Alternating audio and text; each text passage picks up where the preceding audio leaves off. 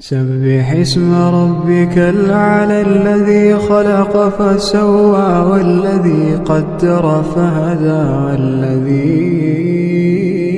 أخرج المرعى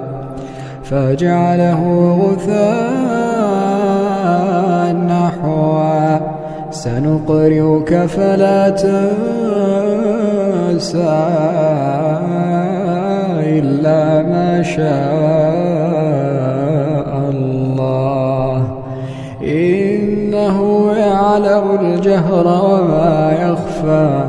ونيسرك لليسرى فذكر إن نفعت الذكرى سيذكر من يخشى ويتجنبها